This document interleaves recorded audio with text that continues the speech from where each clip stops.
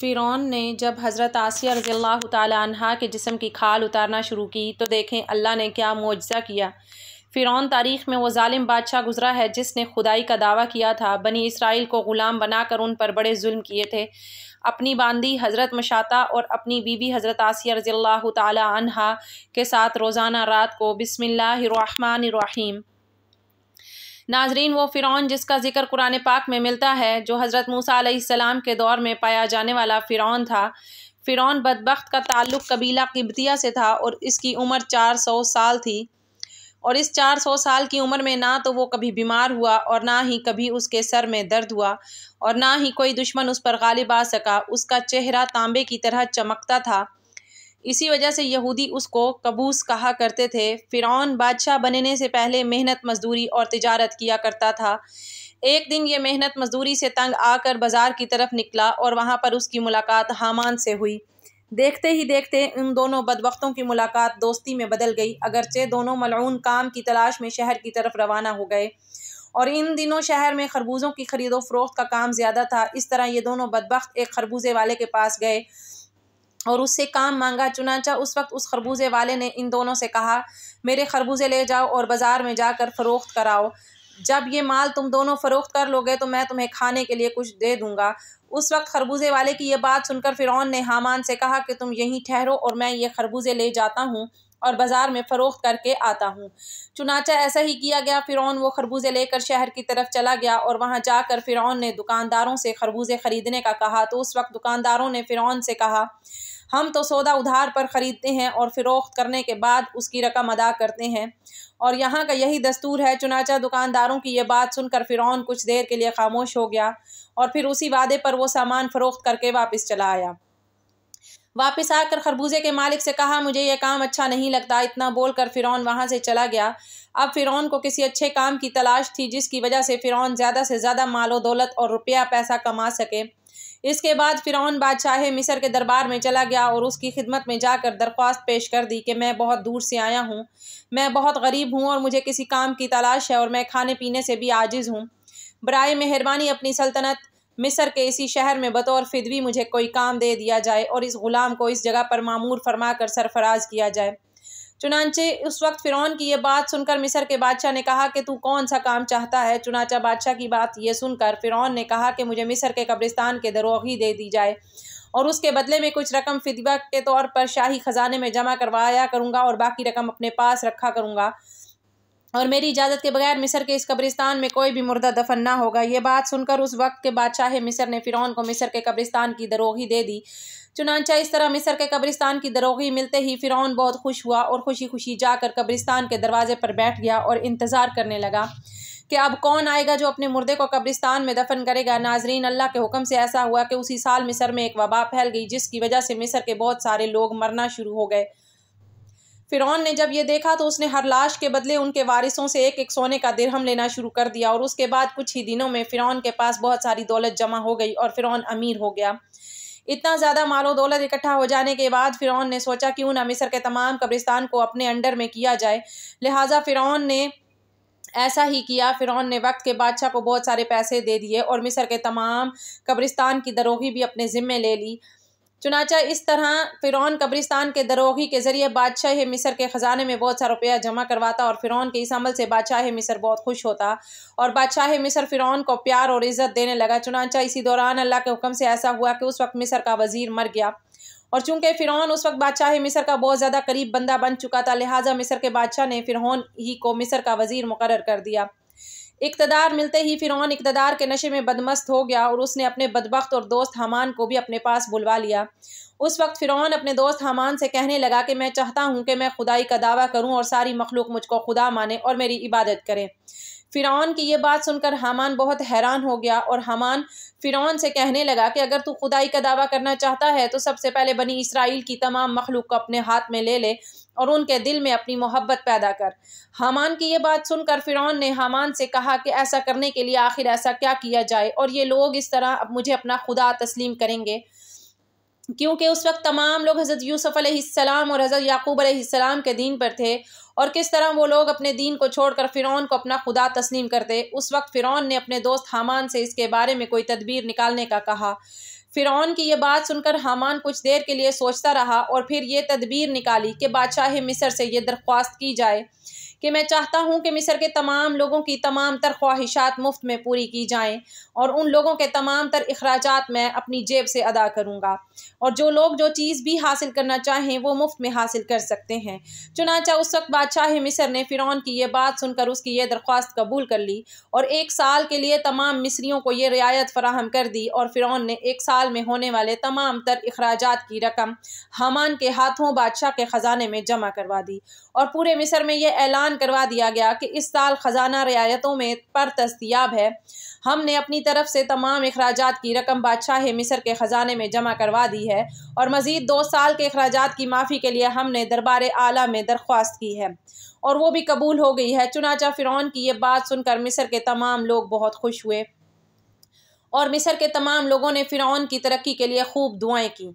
चुनांचा इधर मिस्र की आवाम फ़िरौन के इस अमल से बहुत खुश थी और इधर चंद दिन बाद मिस्र का बादशाह अल्लाह के हुक्म से अपनी मौत आप मर गया। चुनांचा उस वक्त मरने वाले बादशाह का कोई भी वारिस न था जो उसके तख्त पर बैठता और उसकी बादशाहत को संभालता और इस तरह मिस्र के बादशाह की तदफीन के बाद 3 दिन तक अयादत होती रही और चौथे रोज़ मिस्र के तमाम लोग बादशाह मिस्र के दरबार में हाजिर हुए और कहने लगे बादशाह के तख्त पर किसको बिठाया जाए क्योंकि मुल्क बादशाह के बगैर नहीं चल सकता। चुनांचा उस वक्त मिस्र के लोगों ने फ़िरौन से यह नेकी देखी कि फ़िरौन ने 3 बरस का ख़जाना मिस्र के लोगों पर माफ़ करवाया था और उनके अखराजात का खर्च अपने पास से बादशाही मिस्र को दिया था। इसीलिए मिस्र के तमाम लोग फ़िरौन के इस अमल से बहुत ज़्यादा खुश थे। फ़िरौन की ये खैर ख्वाही देख कर मिस्र के लोगों ने बदबख्त फ़िरौन को बादशाह के तख्त पर बिठा दिया और इस तरह फ़िरौन बदबख्त मिस्र का बादशाह बन गया। और इस वक्त लोगों ने यह ख्याल किया कि फ़िरौन बहुत अच्छा इंसान है और हमारी रियाया का बहुत अच्छा ख्याल रखेगा। इस तरह जब ये फ़िरौन मिस्र के वज़ीर से मिस्र का बादशाह बना तो उस वक्त फ़िरौन ने अपने दोस्त हामान को मिस्र का वज़ीर मुकर्रर कर दिया।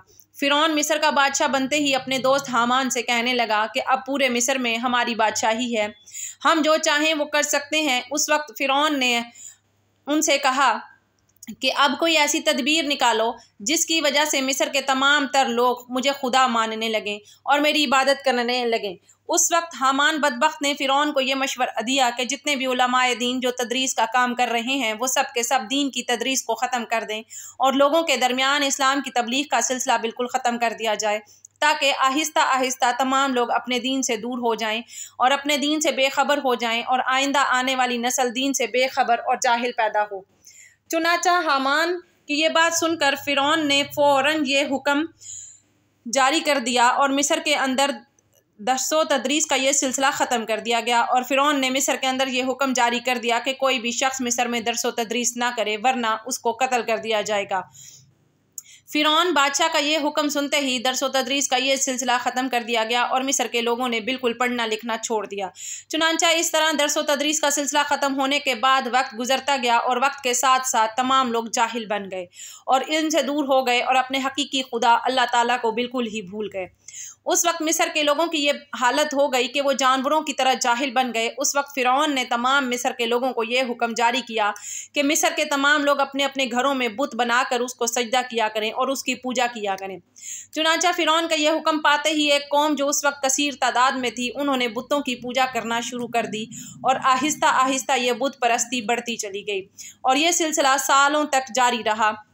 और फिर उसके बाद फ़िरौन ने मिस्र में ये ऐलान करवाया और इस ऐलान में ये अल्फाज लोगों के कानों तक पहुँचाए जिसका जिक्र कुरान पाक में यूँ मिलता है। और बस लोगों को जमा किया और लोगों से कहा मैं हूँ रब तुम्हारा सबसे बड़ा और बुलंद। नाजरीन, इस तरह लोग कई सालों तक बुतों की पूजा करते रहे। जब लोग मुशरिक और बुत परस्त बन गए तो उस वक्त फ़िरौन ने यह हुक्म जारी किया कि अपने घरों में मौजूद तमाम बुतों को तोड़ दिया जाए और मुझे खुदा माना जाए और मेरी पूजा की जाए। चुनांचा फ़िरौन का यह हुक्म मिलते ही तमाम लोगों ने ऐसा ही किया। तमाम कौम ने बुतों को तोड़ दिया और फ़िरौन को पूजना शुरू कर दिया और फ़िरौन को खुदा मानने लगे। लेकिन किब्ती कौम के अलावा कोई दूसरा फ़िरौन को खुदा नहीं मानता था। किब्ती कौम वाहिद ऐसी कौम थी जो फ़िरौन को अपना खुदा मानती थी और बाकी तमाम लोग अल्लाह ताला की वहदानियत पर यकीन रखते थे।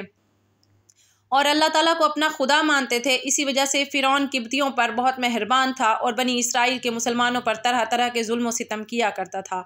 क्योंकि बनी इसराइल की कौम हज़रत यूसुफ़ अलैहिस्सलाम के दीन पर थी, इस वजह से तो फ़िरौन उन पर जुल्म करता था। फ़िरौन तारीख़ में वो ज़ालिम बादशाह गुज़रा है जिसने खुदाई का दावा किया था, जिसकी जुल्म की दास्तानों से तारीख़ के औराक भरे पड़े हैं। बनी इसराइल को ग़ुलाम बनाकर उन पर बड़े जुल्म ढाए थे। बांदी और अपनी बीवी हज़रत आसिया रज़ी अल्लाह ताला अन्हा पर जुल्म के पहाड़ तोड़कर उनको शहीद कर डाला था। आखिरकार अल्लाह ताला ने उसको उसके तकब्बुर के साथ दरियाए नील में गर्क कर दिया। उसकी हुकूमत को नेस्तो नाबूद और तहस नहस कर डाला और रहती दुनिया तक के लिए उसको इबरत का निशाना बनाकर ये साबित कर दिया कि तकब्बुर का इंजाम सरासर बर्बादी है और तकब्बुर सिर्फ अल्लाह की चादर है। फ़िरौन की महल में एक और औरत फ़िरौन की बेटियों के बाल संवारा करती थी। एक बार वो फ़िरौन की बेटी के बाल संवार रही थी कि उनके हाथ से कंघी नीचे गिर गई। जब वो कंघी उठाने लगी तो उन्होंने अल्लाह का नाम लिया। जब उसने अल्लाह रब्बुल इज़्ज़त का नाम लिया तो फ़िरौन की बेटी समझ गई कि ये तो मेरे वालिद को माबूद नहीं मानती बल्कि हज़रत मूसा अलैहिस्सलाम के अल्लाह पर ईमान रखती है। चुनांचा उस लड़की ने पूछा कि क्या तुम मेरे वालिद को खुदा नहीं मानती? उसने कहा कि हरगिज़ नहीं, मेरा खुदा तो वो है जो हज़रत मूसा अलैहिस्सलाम का परवरदिगार है। जब लड़की ने दो टोक जवाब सुना तो वो उठकर अपने बाप के पास गई और कहने लगी कि आपके महल में आपकी ज़ेरे साया रहने वाली औरत आपको तो खुदा ही नहीं मानती। बेटी की बातें सुनकर फ़िरौन गुस्से में आ गया। चुनांचा वो कहने लगा कि मैं दरबार में जाकर उस औरत को ऐसी सज़ा दूंगा कि या तो वो मूसा अलैहिस्सलाम के रब को अल्लाह कहने से बाज आ जाएगी या फिर अपनी जान से हाथ धो बैठेगी।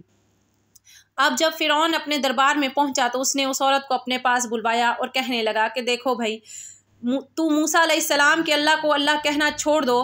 वो कहने लगी कि हरगिज़ नहीं। तो उसने उसको बड़ा धमकाया, डराया, मगर वो कहने लगी कि अब तुम जो कुछ कर सकते हो कर लो, मैं पीछे नहीं हटूंगी। उनका ये दलेराना जवाब सुनकर फ़िरौन ने उसे अपनी अना का मसला बना लिया। चुनांचा फ़िरौन ने हुक्म दिया कि इसको ज़मीन पर लिटा दिया जाए और उन्हें ज़मीन पर लिटा दिया गया। फिर हुक्म दिया गया कि उनके दोनों हाथों पाँव में कील गाड़ दिए जाएं। चुनांचा उनके पाँव में कीलें गाड़ दी गईं ताकि वो हरकत ना कर सकें। इसी दौरान वज़ीर आया और उसने फ़िरौन से कहा कि उसकी एक दूध पीती छोटी सी बच्ची भी है, अगर उसकी बेटी को उसके सामने ही कत्ल कर दो तो ये अपनी ममता से मजबूर होकर आपकी बात मान जाएगी। उसके बाद फ़िरौन ने उसकी उस दूध पीती बच्ची को घर से बुलवाया, उसे उसके सीने पर लिटा दिया। फिर फ़िरौन कहने लगा कि मैं तुम्हारी इस बच्ची को तुम्हारे सामने कत्ल कर दूंगा। बांदी फ़िरौन की इतनी बड़ी धमकी सुनकर भी ये कहने लगी कि अब मेरे दिल में इत्मीनान इतना भर चुका है कि मैं अपनी आंखों से बेटी को खून में लथपथ तड़पता तो देख सकती हूँ, मगर मैं अपने ईमान को खून नहीं देख सकती। चुनांचा बांदी के सीने पर ही उसकी मासूम बच्ची की गर्दन काट दी गई। जब वो बच्ची ठंडी हो गई तो फ़िरौन कहने लगा कि अब हम तुम्हें कत्ल कर देंगे। तो वो कहने लगी, तू जो मर्जी चाहे कर ले, मैं पीछे नहीं हटूंगी। बिल आखिर उस जालिम ने उसको भी शहीद कर दिया। उसके बाद फ़िरौन जब हज़रत मशाता को शहीद करवा कर अपने घर पहुंचा तो अपनी बीवी हज़रत आसिया रज़ी अल्लाह ताला अन्हा से कहने लगा कि आज ये वाक़या पेश आया है कि मैंने एक औरत को इबरतनाक सज़ा दी है। उसकी बीवी ने उसे कहा, अरे तेरा नास हो, तूने एक मासूम बच्ची की जान भी ली और एक बेगुनाह औरत का कत्ल भी किया। फ़िरौन कहने लगा कि मैंने उसको इसके लिए इबरतनाक सज़ा दी है कि वो मुझे खुदा नहीं मानती थी। ये सुनकर हज़रत आसिया रज़ी अल्लाह ताला अन्हा ने कहा कि खुदा तो मैं भी तुझे नहीं मानती, बल्कि तू तो एक आम इंसान है। जब फ़िरौन ने यह सुना तो हैरान रह गया, क्योंकि उसे हज़रत आसिया रज़ी अल्लाह ताला अन्हा से बड़ी मोहब्बत थी। हज़रत आसिया रज़ी अल्लाह ताला अन्हा का अल्लाह ताला ने बड़ा हुस्न व जमाल अता किया था। फ़िरौन ने उन्हें पूरी कौम की औरतों में से चुनकर उनके हुस्न की वजह से अपनी बीवी बनाया था। इस वजह से वो उनसे बड़ी मोहब्बत करता था। चुनांचा फ़िरौन कहने लगा कि ये तुम कैसी बातें करती हो? वो कहने लगा कि मैं बिल्कुल ठीक कह रही हूँ कि तू झूठा है, परवरदिगार तो वही है जिसका पैगाम लेकर हज़रत मूसा अलैहिस्सलाम तशरीफ़ लाए हैं।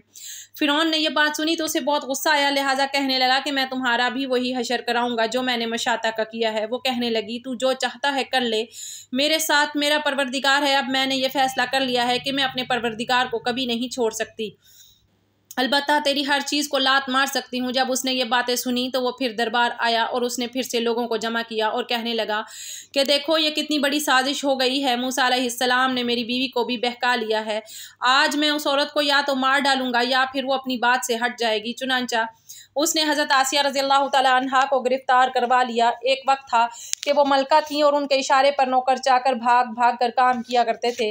लोग एहतराम की वजह से उनकी तरफ आंख उठाकर भी नहीं देखते थे और आज वो फ़िरौन के दरबार में मुल्ज़िम बनकर खड़ी हैं सिर्फ अल्लाह की मोहब्बत में। फिर फ़िरौन हज़रत आसिया रज़ियल्लाहु ताला अन्हा से कहने लगा कि तू इतने आलीशान महल में रहती है, इतनी नेमतों में पली है और मैंने तुझे अपनी महबूबा बनाया, लेकिन मैं सब कुछ तुझसे छीन लूँगा। बेहतर ये है कि तू अब भी बाज आ जा और मुझे खुदा मान ले। हज़रत आसिया रज़ियल्लाहु ताला अन्हा कहने लगी कि मैंने अब ईमान कबूल कर लिया है, इसलिए मैं अपनी बात से पीछे नहीं हट सकती। चुनांचा फ़िरौन ने फ़ैसला कर लिया कि मैं उसे भी सज़ा दूंगा। उसके बाद फ़िरौन ने सबसे पहले सज़ा के तौर पर उन्हें रुस्वा करने का फ़ैसला किया। चुनांचा उसने कहा कि सबसे पहले उस औरत के जिस्म से लिबास उतार दिया जाए। अब सोचने की बात यह है कि किसी मर्द को कहा जाए कि तुझे लोगों के दरमियान बेलिबास कर देंगे तो उसको कैसी शर्म आती है। वो घबरा जाता है और कहता है कि ज़मीन फट जाए और उसमें मैं समा जाऊं। और औरत के अंदर तो अल्लाह ताला ने शर्म व हया ज़्यादा रखी है।